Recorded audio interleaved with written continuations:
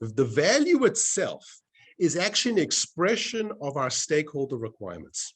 So whether our stakeholders are regulators, customers, a community living in proximity of our assets. It's about that optimized trade-off that we have to make as an organization to realize the different requirements of our different stakeholders. And that's really the expression of value. That's why value is so difficult to pin down.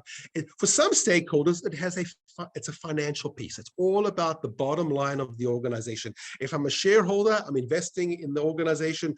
For me, value is the realization of a good balance sheet in the organization. But if I'm an energy regulator, or I'm an environmental regulator or safety regulator, I'm not concerned about the financial bottom line. More and more, I think we're seeing that the most successful organizations are having many different ways of realizing value and are valuing, all kinds of things outside of just the bottom line or the balance sheet. That's one of the aha moments for me in my personal journey in asset management.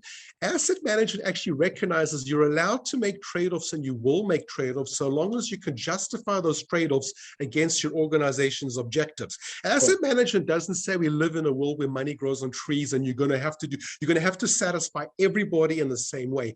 Optimized trade-offs does not mean in equal proportions. So depending on your organization's objectives, you're going to have to trade off, like you just said, the environmental, social, and financial, or the people, planet, prosperity, or the ESG. Yeah. So it's those trade-offs that I think a lot of us struggle with because our organizations haven't yet articulated their objectives carefully enough, or have the KPIs to allow us to determine, have we truly optimized those trade-offs? That's one of the gaps I see in organizations. We know what we want to do, we just haven't quite gotten there because we have not yet reached the precision in our language and how we express our objectives to show that we're actually making optimized trade-offs. I think that's one of the amazing values that a structured asset management system can bring, is helping an organization deal with a complexity and a multitude of stakeholder values and kind of figure out,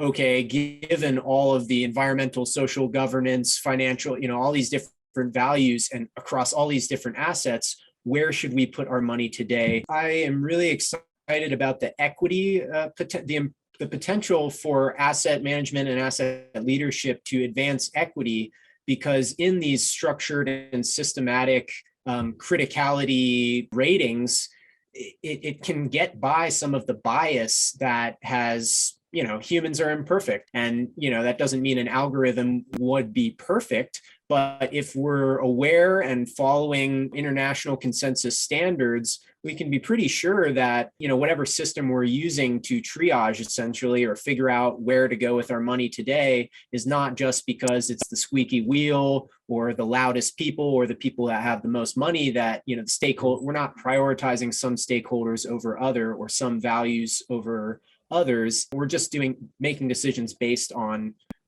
the organization's mission. So that's very exciting to me.